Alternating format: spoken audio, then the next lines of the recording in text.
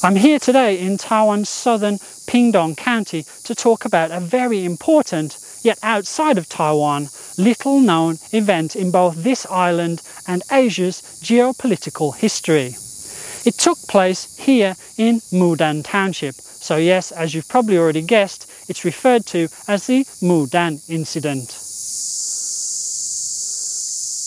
The first chapter of the Mudan Incident, the events took place over the course of 3 years, occurred on October the 18th, 1871, when a vessel carrying 69 sailors from the kingdom of Ryukyu hit a typhoon and ended up shipwrecked off Taiwan's southwest coast, somewhere in the vicinity of Japan Bay that you can see far off in the distance here. 3 of those on board the vessel died, but the rest made it to shore.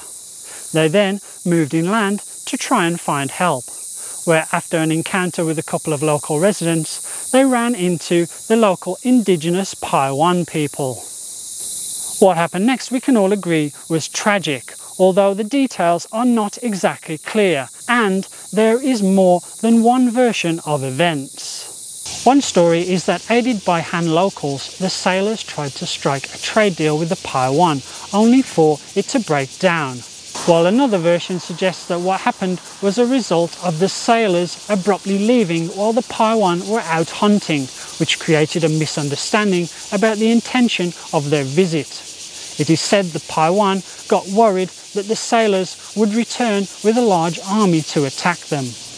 What we do know, however, is that the Paiwan tribesmen tracked down the sailors and attacked them, killing 54 of them and celebrating their victory in traditional style by lopping off their heads. The heads were then hung on a large banyan tree somewhere near here, present-day Shimen Elementary School, although I'm not sure if it was the actual tree that's behind me. 12 of the sailors managed to escape alive and were taken in by local Han people. And although it took a while, around 6 months after the shipwreck, they were eventually repatriated to the Ryukyus, at the time still a tributary state of Qing China. The locals who had looked after the survivors, meanwhile, also collected the remains of those killed and buried them in a grave which they also tended to. The grave was later moved to this site here in Tongpu, Chicheng. Now, all this happened during a critical period in the history of Japan, as in 1872, just 4 years after the Meiji Restoration and a year after the shipwreck, the status of the Ryukyus as a vassal state was unilaterally changed, although not officially.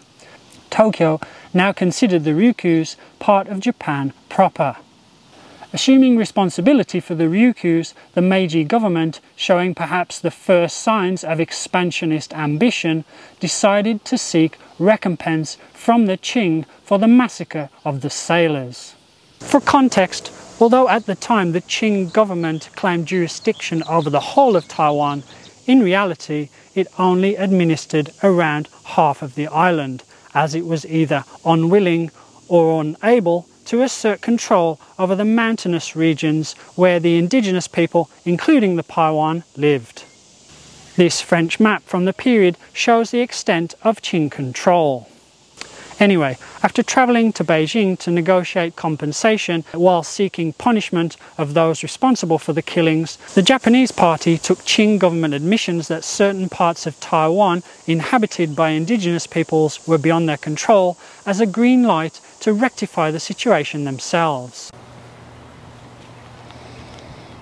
So, on May the 3rd, 1874, Japan announced its punitive mission to Taiwan, dispatching 4 warships along with an army of 3,600 men. After arriving on the southwest coast of Taiwan, the Japanese set up camp here, on what is now the car park of the National Museum of Marine Biology and Aquarium.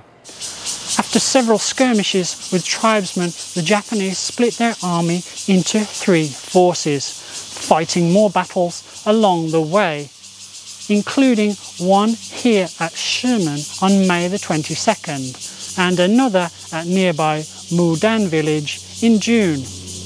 On June the 3rd, the two villages deemed responsible for the killing of the sailors, Mudan and Couscous, were completely destroyed. At the beginning of July, the remaining warriors from those two villages stopped fighting and entered into negotiations.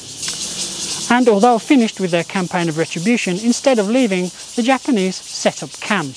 However, this decision was to backfire when in early August, hundreds of soldiers fell ill with a fever thought to be malaria.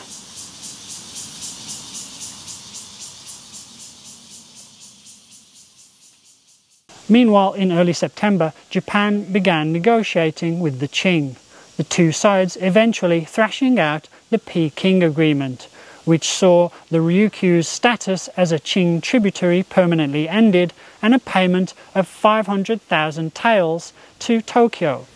The Japanese troops finally withdrew from Taiwan on December the 3rd, but not before the expedition had seen the loss of 561 men, the majority of them to disease. Mudan village was rebuilt a few decades later, and although this was one of many similar shipwreck massacres back in those days, you may also have heard about the rover incident dramatised in the Netflix series Sakalu. The Mudan incident is thought by academics to have more far-reaching consequences. Some believe it provided the spark for Meiji Japan's nascent campaign of imperial expansion across Asia that ultimately came full circle with its acquisition of the whole of Taiwan in 1895, following victory in the First Sino-Japanese War. That, though, is a story for another video. The Mudan incident, however, had not completely run its course. You see, the Paiwan were not the only one to take skulls as prizes, as following the Battle of Sherman, Japanese soldiers collected 12 Paiwan skulls as trophies of war. These skulls were taken back to Japan, where they were looked after first by a US doctor and then by the curator of the Indian Museum at Calcutta. 4 of the skulls eventually ended up in Edinburgh, Scotland, after being given to the university principal William Turner in 1907. And there they remained for more than 100 years until the Paiwan requested their return in 2021. The approval process took 2 years, and the skulls were finally handed back to Paiwan elders in November 2023. They will go on display at the National Museum of Prehistory until the people of Mudan decide upon a suitable final resting place. An act that will finally bring down the curtain on yet another fascinating episode in Taiwan's history. Okay guys, that is it for today's video. I hope you enjoyed this brief history lesson.